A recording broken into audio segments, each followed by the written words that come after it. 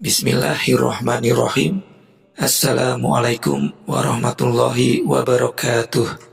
Selamat datang di channel Al-Dirasat Islami. Allahumma sholli ala Sayyidina Muhammad wa ala ali Sayyidina Muhammad. Semoga sholawat serta salam tersebut akan selalu dan terus tercurahkan kepada junjungan kita Nabi besar Muhammad sallallahu alaihi wasallam. Amin amin ya rabbal alamin.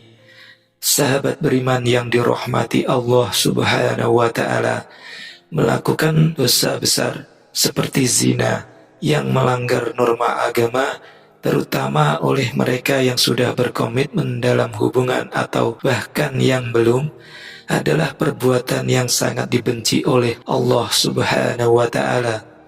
Tentunya sangat menyakitkan bagi pasangan yang dikhianati. Oleh karena itu, hukumannya dirajam sampai mati. Begitu pedihnya hukuman atas perbuatan zina ini, dan itu sesuai dengan ketentuan Allah subhanahu wa ta'ala dalam ketentuan hukum agama. Sahabat-sahabatku, kita harus hindari terjerumus ke dalam perbuatan ini.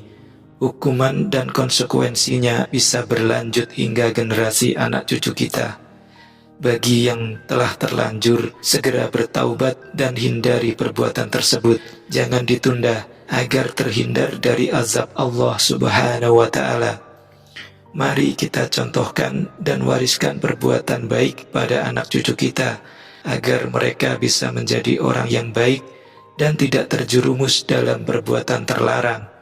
Bagi yang sudah terlanjur, berikut beberapa langkah yang dapat diambil untuk mengurangi dampak dan azab dari perbuatan zina yang telah dilakukan. Di antaranya yang pertama yaitu bertaubat kepada Allah subhanahu wa ta'ala dari dosa zina yang pernah dilakukan. Tata caranya yang pertama mandi taubat dan dilanjutkan dengan sholat taubat. Dalam sholat taubat memohon ampun dengan sungguh-sungguh, tulus dan berjanji untuk tidak mengulanginya lagi. Lalu yang kedua, perbanyak sholawat dan membaca Al-Quran surah Al-Mulk. Setelah bertaubat kepada Allah subhanahu wa ta'ala dengan sholat taubat, kita bisa memperbanyak membaca sholawat kepada Nabi Muhammad sallallahu alaihi wasallam dengan mengucapkan Allahumma sholli ala Sayyidina Muhammad wa ala ali Sayyidina Muhammad sebanyak mungkin. Karena keutamaan dari sholawat ini dapat menjadi syafaat kita di akhirat nanti. Bahkan orang yang rajin beribadah pun sangat membutuhkan syafaat Nabi Muhammad sallallahu alaihi wasallam. Apalagi bagi yang hidupnya penuh dosa, terutama dosa zina yang sangat keji. Tahukah kalian kenapa sholawat ini begitu penting dan dahsyat? Dengarkan hadis Rasulullah sallallahu alaihi wasallam ini. Barang siapa bersolawat untukku sekali, Allah subhanahu wa ta'ala akan bersolawat untuknya 10 kali. Barang siapa yang bersolawat untukku 10 kali, Allah subhanahu wa ta'ala akan bersolawat untuknya 100 kali. Dan jika kalian bersolawat untukku 100 kali, maka Allah subhanahu wa ta'ala akan menulis di antara kedua matanya kebebasan dari kemunafikan dan api neraka. Dan Allah subhanahu wa ta'ala akan menempatkannya di hari kiamat bersama syuhada. Hadis riwayat Muslim. Bacalah sholawat tersebut pagi, siang, dan malam setiap harinya, terutama setelah sholat fardu atau sholat sunnah. Selain itu, amalan penting lainnya adalah membaca Al-Quran, khususnya surah Al-Mulk. Kenapa? Karena berguna sebagai penghapus dosa dan penyelamat di alam kubur kelak. Dari Abu Hurairah radhiyallahu anhu, Rasulullah shallallahu alaihi wasallam bersabda, ada satu surat dalam Al-Quran terdiri dari 30 ayat yang bisa memberikan syafaat dan mengampuni dosa-dosa seseorang. Itu adalah surat Al-Mulk. Tabarakalladzi biyadihil mulk. Selain itu, Nabi Muhammad Shallallahu Alaihi Wasallam bersabda, surat Al-Mulk adalah pencegah dan penyelamat dari siksaan kubur bagi yang membacanya. Maksudnya, surat Tabarok, hadis riwayat Tirmizi dari Ibnu Abbas radhiyallahu anhu.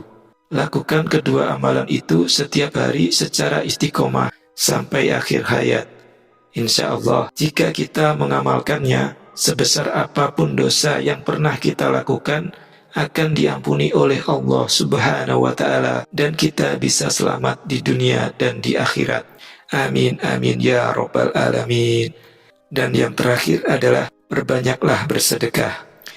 Selain menambah pahala untuk bekal di akhirat, sedekah juga bertujuan sebagai penebus dosa yang telah kita lakukan di dunia.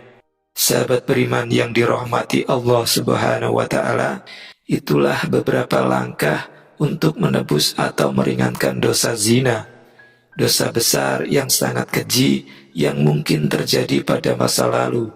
Tidak ada yang terlambat.